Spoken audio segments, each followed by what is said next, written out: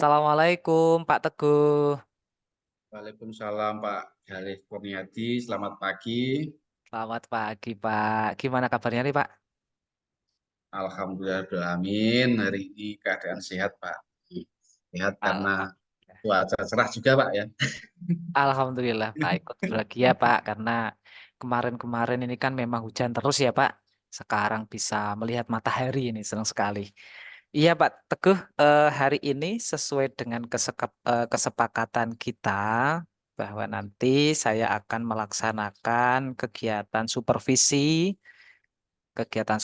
antara Pak Teguh yang sedang melakukan coaching kepada Pak Suyoto.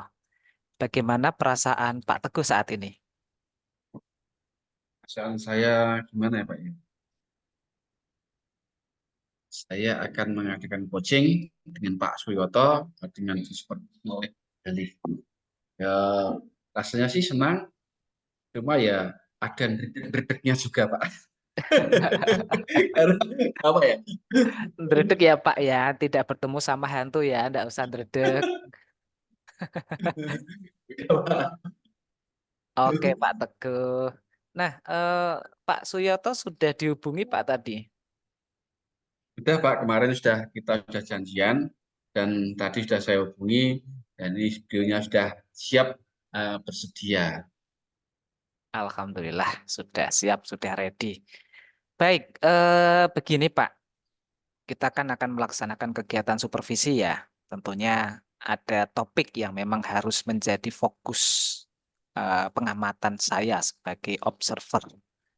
Nah, apa nih yang menjadi fokus dari kegiatan supervisi ini, Pak? Eh, yang menjadi fokus dari supervisi kita kali, saya ingin eh, berfokus pada kriteria menjadi pendengar yang baik, Pak. Kriteria menjadi pendengar yang baik. Oke. Kenapa kok Pak Teguh bisa memilih kriteria itu? Eh, karena menjadi pendengar yang baik itu juga ternyata tidak gampang, Pak ya.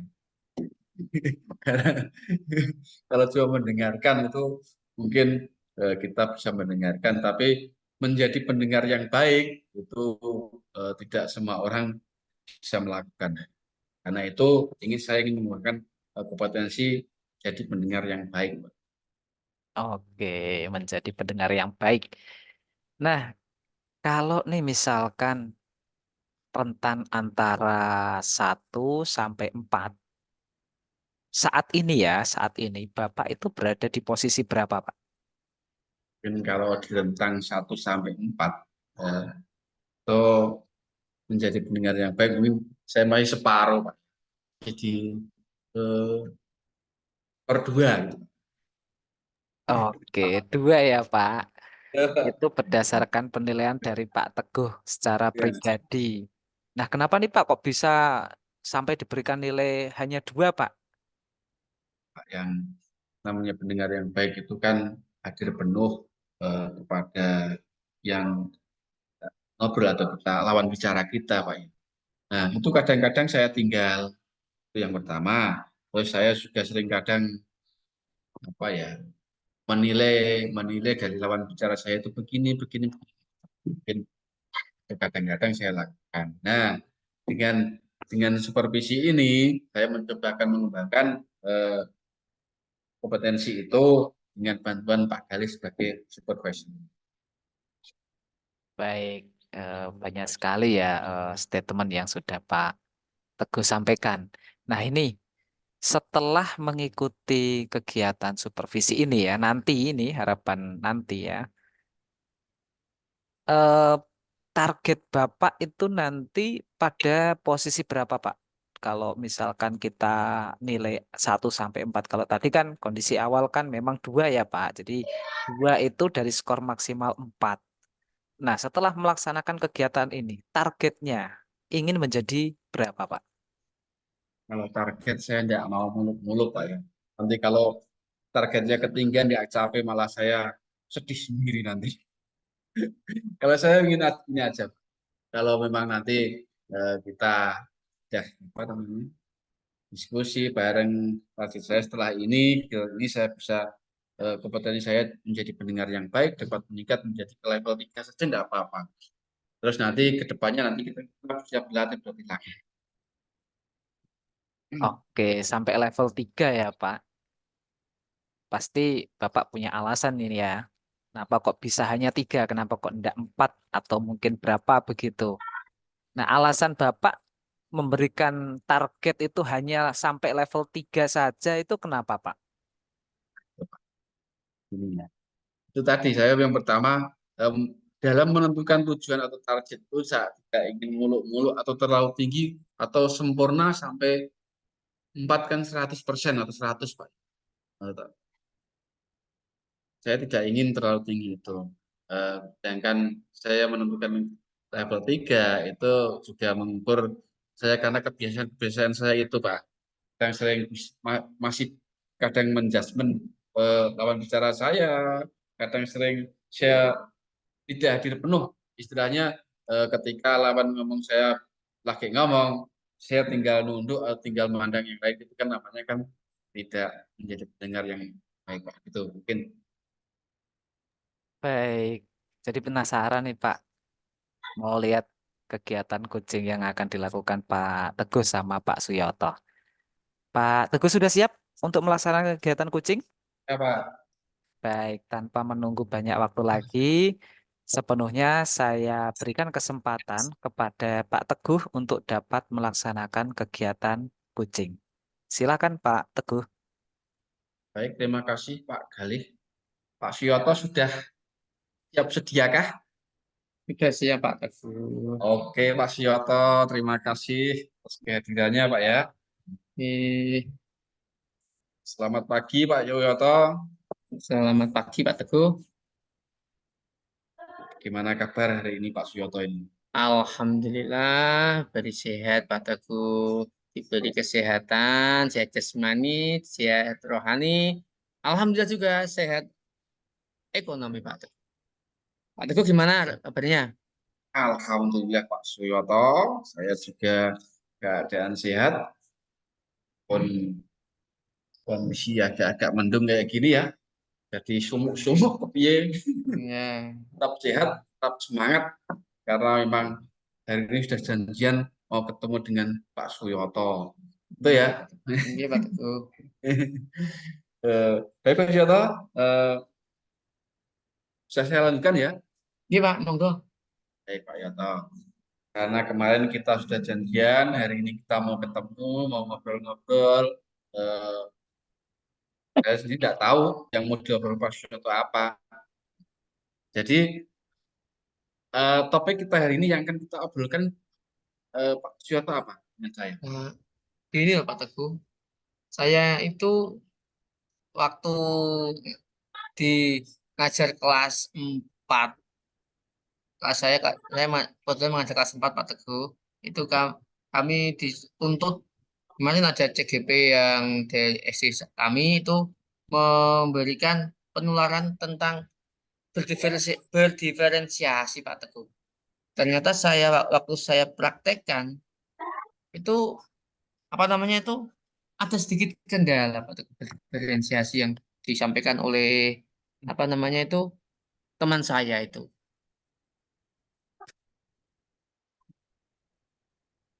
Terus eh, eh, dalam percakapan ini yang Pak Suyoto inginkan apa dari percakapan kita ini? Dengan saya ketemu Pak Teguh itu saya pengen nanti saya itu bisa memecahkan masalah saya untuk bisa menerapkan berdiferensiasi ini dengan baik Pak. Karena itu saya agak bingung masih bingung karena saya pun diberi penularan oleh teman saya Pak Teguh. Begitu Pak Yoto ya. Kalau saya tangkap dari pernyataan atau kalimat Pak Suyoto itu adalah kesulitan di dalam penerapan pembelajaran berdiferensiasi Pak Yoto ya. Nggih Pak Teguh nggih. Karena memang sesuatu hal yang baru dan itu pun mendapat dari penilaian dari teman yang Mm-mm. habis mengikuti program guru penggerak. Ya. Nggih. Nah, secara apa nyata kondisi pembelajaran yang berdiferensiasi yang ada di kelas Pak Yoto khususnya bagaimana saat ini? Saya pokoknya ngajar di kelas saya itu Entah ini benar apa salah nih Pak Teguh nggih. Wong jenengan yang sudah menguasai tentang berdiferensiasi itu saya itu hanya mengajar Pak, mengajar di kelas, pokoknya anak-anak saya ajar, saya sesuai dengan RPP yang saya buat, kemudian saya ajar. Belum kan katanya berdiferensi itu kan sesuai dengan kebutuhan anak, ya Pak? Ya, Jadi ya. kebutuhan anak. Tapi saya tuh belum bisa menemukan bagaimana ya caranya supaya saya ini bisa nantinya itu bisa menemukan apa namanya sesuai kebutuhan anak. Ya gimana caranya kok saya masih bingung Pak. Jadi saya ngajar ya pokoknya ngajar lah seperti itu Pak. Itu tidak tahu ini salah apa tidak tentang diferensiasi Pak. Situasi di kelas Bapak seperti itu ya. Iya Pak. Terus yang mempengaruhi hal yang mempengaruhi situasi di kelas Bapak terjadi kayak itu apa Pak? Yang pengaruhnya? Mengenai mungkin kelas saya itu terlalu terlalu banyak Pak. Satu kelas itu sekitar 30 anak. Jadi saya itu sulit mengondisikan ya bagaimana cara berdiferensiasi kalau muridnya banyak ya. Saya seperti itu Pak berpikirnya. Nah, maka saya intinya pokoknya saya itu belum bisa menerapkan dengan baik Pak berdiferensiasi yang sebetulnya. Ngoten, Pak. Gitu ya. Jadi dengan jumlah siswa yang banyak itu penerapan diferensiasi mengalami kendala di kelas Pak Yoto itu ya. Iya. Terus gini Pak, harapan Bapak situasi atau kondisi yang bagaimanakah dari penerapan pembelajaran berdiferensiasi ini yang Bapak inginkan di kelas Bapak? Situasinya bagaimana? Yang saya inginkan itu ya saya bisa melakukan pembelajaran berdiferensiasi dengan baik. Tapi kemarin saya punya ide, Pak. Ini kira-kira masuk Pak itu ya. Ide. Idenya begini. Kan kita kelasnya 30 anak. 30 anak. Saya mempunyai rencana itu mau saya kelompokkan, Pak. Jadi saya kelompokkan yang kurang mampu dengan kurang mampu. Yang sudah setengah mampu lah di mereka sama seperti itu. Yang satu kelompoknya yang istilahnya eksplorasi atau sudah mampu. Seperti itu, Pak. Dan saya punya seperti itu. Kira-kira pertanyaan rencana saya itu bagus apa tidak ya, Pak? Ya? Sendiri Pak Yoto. Kalau apa? Kalau Pak Yoto punya gagasan mengelompokkan anak sesuai dengan kemampuannya Pak ya. Hmm. Menurut Pak Yoto sendiri itu masuk ke dalam diferensiasi apa enggak Pak? Coba. Kalau saya nilai itu masuk, Pak. Masuk lah. Karena apa? Karena nanti saya bisa memberikan pelayanan kepada kelompok itu sudah sesuai dengan kemampuan mereka. Seperti itu. Kalau kebanyakan 30 supaya 30 semuanya saya rekrut jadi satu untuk di referensi A per A itu agak sulit. Itu mungkin langkah saya, Pak. Langkah saya. Ini mau saya kelompokkan. Menurut saya, insya Allah bisa, Pak. Jadi kita malah membuat pelayanan sesuai dengan kemampuan anak tadi. Ngoten, Pak. Eh, Berarti dengan mengelompokkan anak dalam satu kelas menjadi kelompok yang berbeda-beda Pak ya. Nggih. Ini maunya kelompok yang kurang mampu, mampu dan sangat mampu gitu ya. Nggih. Itu mungkin apa namanya yang akan Pak Suyoto lakukan. Itu, Pak. Terus hal apa yang bisa atau membuat itu bisa terwujud dalam penerapan pembelajaran berdiferensiasi khususnya di kelas Bapak? Hal tentang pengelompokan, Pak. Hal pengelompokan ini bisa terwujud itu kemungkinan nanti saya rencana saya itu akan membuat apa namanya itu ya, Pak ya? Tes awal. Tes awal yang nantinya hasilnya akan saya kelompokkan. Hasilnya akan saya kalau menjadi nih hasil dari tes awal tadi untuk mengelompokkan anak-anak sesuai dengan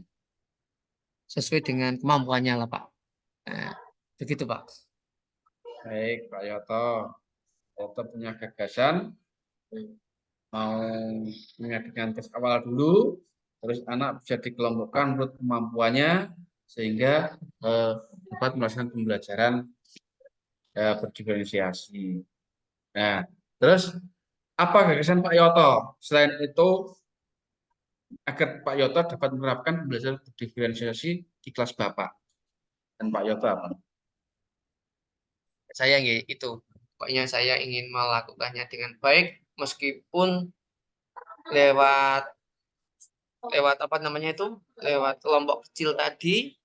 Harapan saya apa sih strategi yang ingin saya capai, memang saya ingin menerapkan diferensiasi itu dengan baik meskipun step by step Pak. Step by step, tidak langsung jadi, tidak, tapi saya ingin itu bertahap gitu Pak. Baik, Pak Yoto. Eh, dalam menerapkan akan secara bertahap, Pak ya. Oke. Step by step.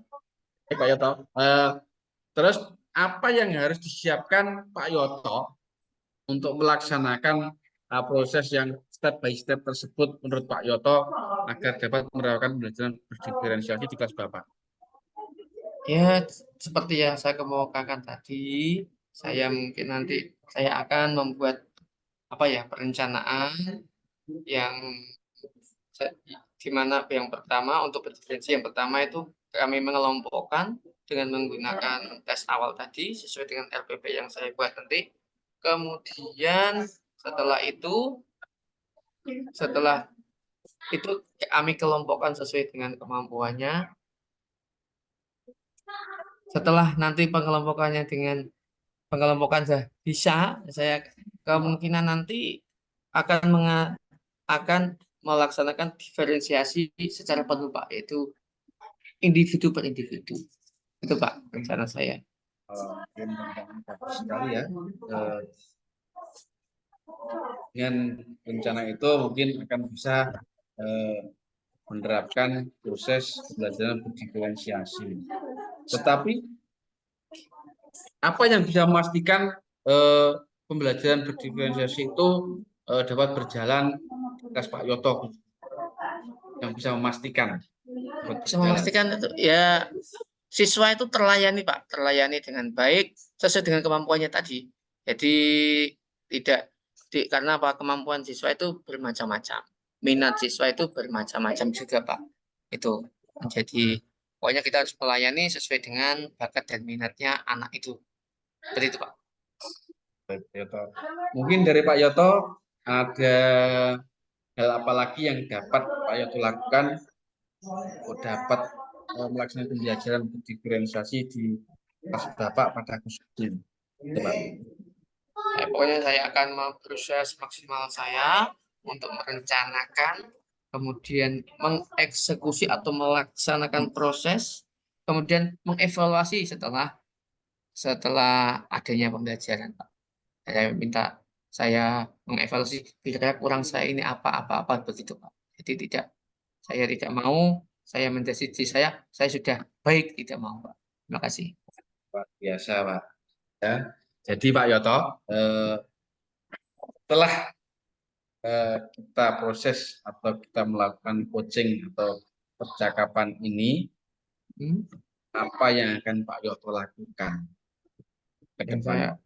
akan lakukan adalah saya kepingin mengaplikasikan tentang pembelajaran berdiferensiasi ini di kelas saya dengan sebaik-baiknya, dengan sebaik-baiknya dan sesempurna-sempurnanya Pak. Jadi saya akan mengedepankan minat bakat anak itu untuk lebih dikembangkan lagi. Seperti itu Pak. Nah, untuk rencana pengembangan tadi, kapan Pak Yoto mau laksanakan Ya. dan siapa saja yang akan Pak Yoto libatkan dalam pelaksanaan pengembangan itu? Insya Allah akan saya laksanakan ini secepatnya. Mungkin minggu ini saya sudah berusaha untuk melaksanakannya, Pak. Tadi pokoknya rencana harus saya lakukan dengan matang, kemudian kami mengkritisinya, melaksanakannya, dan kami akan evaluasi Pak. Seperti itu. Minggu ini Pak, Oh, insya Allah.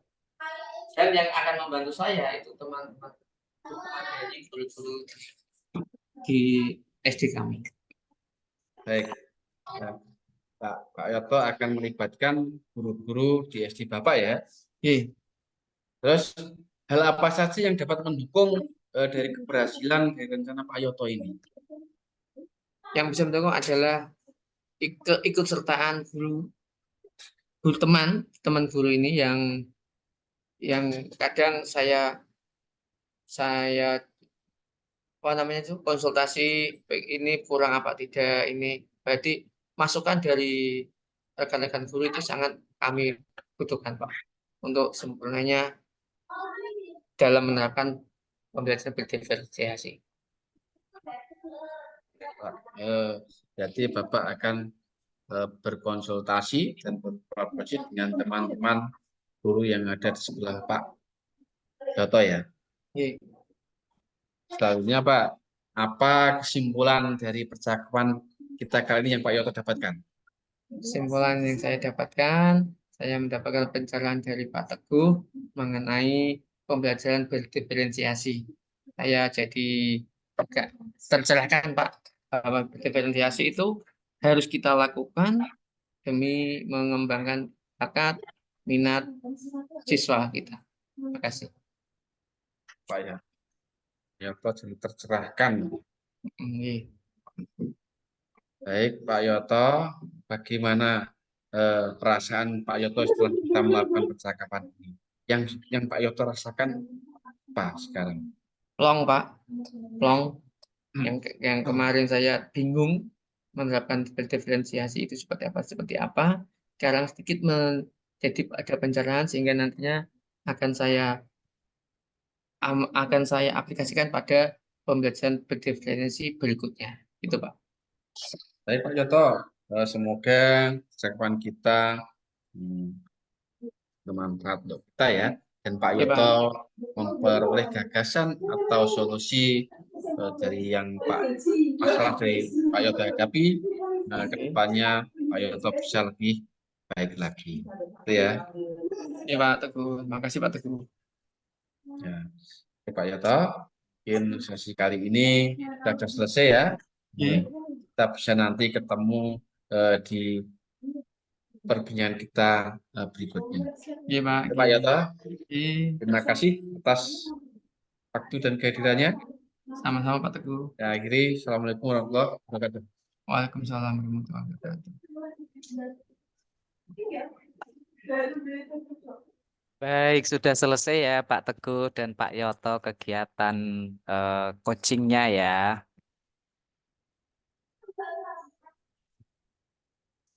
Oke, Pak Teguh masih bersama saya, Pak Teguh. Ya, Pak, masih setia. Oke, nah ini Pak, tadi saya lihat perbincangannya mengalir ya Pak, mengalir dan menemukan solusi ya. Sehingga dari Pak Suyoto bisa menemukan solusi sendiri. Baik, berikutnya Pak, dari kegiatan coaching yang sudah dilakukan oleh Pak Teguh bersama dengan Pak Suyoto, apa yang bisa Pak Teguh rasakan? Bagaimana, Pak ya? Pokoknya saya eh, mengajukan pertanyaan yang bisa menimbulkan gagasan atau ide dari Pak Yoto itu sendiri. Oh, menggali ide dari Pak Yoto itu sendiri, Pak. Jadi saya ajukan saja pertanyaan. Tidak begitu mikir mengalir saja, Pak. Ya, merasa tertekan atau gimana, Pak? Kita mengalir saja. Baik, mengalir saja, tidak tertekan dan memberikan pertanyaan yang nanti dapat menggali solusi itu sendiri ya Pak, seperti apa yang disampaikan Pak Teguh. Nah, kaitannya dengan fokus dari apa yang menjadi fokus atau topik supervisi kita kali ini Pak. Untuk Pak Teguh sendiri, dalam mendengarkan atau menjadi pendengar yang baik, apakah Pak Teguh sudah menjalankan dengan baik? Ini Pak, mungkin sebagian saya sudah menjalankan, sudah mendengarkan eh, dan berusaha memperhatikan apa yang terhadap lawan bicara saya, termasuk juga saya tadi hampir kepancing dengan Pak Yoto.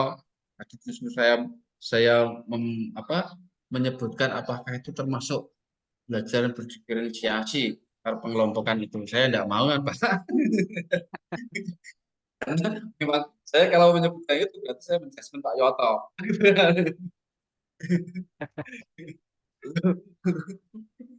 Bagus Saya ya, Pak. berusaha menghindari Pak. Baik, baik, baik. Eh, dari hasil diskusi, dari hasil kegiatan coaching yang sudah Pak Teguh lakukan dengan Pak Suyoto nih ya, kalau misalkan kita buat rentang 1 sampai 10 ganti ya Pak, 1 sampai 10 ini atau 1 sampai 4 aja kali ya, karena tadi di awal kita juga 1 sampai 4. Nah, berapa nih nilai Pak Suyoto, Pak Teguh ya, mohon maaf, dalam praktek atau dalam topik menjadi pendengar yang baik, Pak? Kalau tentang 1 sampai 10 Pak ya. 1 sampai 4 aja, Pak, karena tadi Satu di sampai awal empat. 1 sampai 4. Kalau 1 sampai 4 mungkin eh, saya dapat memenuhi target saya Pak. Karena target saya sebelum apa namanya kita melakukan supervisi ini, mungkin saya akan meningkatkan hanya sampai target saya sampai skor 3. Nah, jadi mungkin saya bisa memenuhi target itu Pak. Walaupun belum bisa sampai ke target 4, tapi memang ini adalah berkelanjutan dan akan dilatih secara terus-menerus agar dapat mencapai yang mungkin sempurna atau lebih baik lagi. Baik. Eh, boleh ya, Pak, ini saya memberikan atau menyampaikan catatan hasil pengamatan saya terhadap kegiatan supervisi atau terhadap kegiatan coaching yang sudah Pak Teguh laksanakan dengan Pak Suyoto. Jadi apa yang saya lihat, apa yang saya perhatikan tadi memang betul yang disampaikan oleh Pak Teguh. Pak Teguh itu sudah bagus sekali, terutama pada aspek mendengarkan dengan baik atau menjadi pendengar dengan baik. Hal ini terbukti adanya upaya dalam tanda kutip ya, upaya pertanyaan pancingan yang dilontarkan oleh Pak Suyoto, yaitu bertanya mengenai eh, kalau saya menerapkannya model seperti ini menurut Bapak gimana? Nah, itu menjadi dilema tersendiri dari seorang coach ya, karena kalau misalkan memberikan jawaban, artinya itu sudah masuk pada ranah asumsi ya, asumsi. Pak Teguh memberikan asumsi atau pendapat saya seperti ini. Bisa jadi jawabannya iya boleh, iya tidak, itu kurang begini. Nah, itu sebenarnya yang memang tidak diperbolehkan dalam kegiatan coaching. Dan Pak Teguh tadi sepersekian detik hampir menjawab. Tapi alhamdulillahnya itu berhasil di counter sehingga Pak Teguh terbebas dari skor yang minimal. Dan saat ini memang Pak Teguh sudah luar biasa sekali karena bisa terbebas dari 3 unsur yang dilarang dalam menjadi pendengar yang baik, yaitu asumsi, judgement, dan juga asosiasi. Itu yang sudah saya perhatikan tadi yang menjadi apa itu catatan saya. Dan sekarang saya mau bertanya lagi, Pak. Setelah mendengarkan apa yang menjadi catatan dari saya, bagaimana atau apa yang Bapak rasakan atau pendapat Bapak seperti apa? Silakan Pak Teguh. Baik, Pak, terima kasih. Saya senang sekali karena dengan pelaksanaan ini dibantu dengan supervisor Pak Galih, saya jadi tahu bagaimana saya melakukan proses coaching, yaitu saya menjadi coach dan tadi sudah saya laksanakan. Jadi saya dapat merefleksikan diri, Pak. Ternyata dari pengamat dari supervisor mengatakan saya begini. Jadi kekurangan saya apa nanti akan saya perbaiki lagi di ke depannya. Pak, mungkin saya akan bagi ke depannya agar lebih baik lagi. Itu Pak, terima kasih. Oke, saya mendengar kata kedepannya. Nah, ini menarik. Artinya ke depan apa yang mungkin Bapak bisa lakukan? Apakah nanti tetap seperti ini, atau mungkin ada cara-cara yang berbeda, atau mungkin menurut Bapak bagaimana untuk bisa lebih fokus lagi dalam melaksanakan atau menjadi pendengar yang baik? Eh, Mungkin begini Pak. Karena memang proses ini saya tidak akan berhenti sampai di sini Pak. Jadi saya mikir ke depannya Pak ya. Depannya mungkin tetap saya lakukan depannya. Untuk perbaiki diri saya ke depannya itu ya, mungkin saya akan yang pertama kan harus atau lebih giat lagi berlatih. Dilatih itu ya mungkin terhadap teman sahabat saya, rekan-rekan saya, atau bahkan mungkin saya berlatih di rumah dengan istri saya. Masalah coaching, Pak.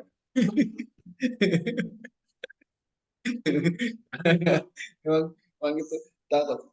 Karena memang coaching kita harus, ayo tak coaching. Kan enggak gitu, Pak ya. Kita mengalir saja, ngomong-ngomong, kita ngobrol-ngobrol juga coaching, termasuk proses. Itu Pak, mungkin saya akan terus belajar, berlatih untuk meningkatkan kompetensi saya sebagai coach dalam eh, pada khususnya di menjadi pendengar yang baik. Oke, baik sekali ya. Kemudian ini pertanyaan terakhir, Pak. Pertanyaan terakhir dari sesi supervisi kita kali ini, karena kita sudah melakukan serangkaian aktivitas mulai dari kegiatan awal, kemudian coaching sampai pada tahap kegiatan pasca observasi ya, pasca supervisi. Apa nih yang menjadi refleksi Bapak? Silakan Pak Teguh. Saya dalam melakukan sesuatu kita harus bersungguh, kita harus mendengarkan apa yang dibicarakan oleh lawan bicara kita, juga mendengarkan masukan dari orang lain, yaitu seperti tadi masukan dari Pak Galih selaku supervisor eh, yang sangat membangun dan akan saya tindak lanjut nanti ke depannya. Eh, itu mungkin Pak yang saya dapat refleksikan untuk sesi kita kali ini. Oke, dan ini saya sudah tidak sabar lagi untuk kembali bertemu dengan Pak Teguh dengan apa itu topik-topik yang berbeda ya Pak, di apa tidak hanya fokus pada menjadi pendengar yang baik, tetapi juga bisa menjadi pembicara atau memberikan pertanyaan yang berbobot dan juga yang lain. Itu Pak Teguh, Ya, Pak. akhir dari sesi kita kali ini. Kita cukupkan sekian dan luar biasa sekali bisa memberikan supervisi kepada Pak Teguh. Semoga kegiatan ini bisa memberikan manfaat untuk kita semuanya. Sekian dari saya Pak Teguh. Assalamualaikum Ya. warahmatullahi wabarakatuh. Waalaikumsalam warahmatullahi wabarakatuh. Terima kasih Pak Galih. Jadi sama-sama.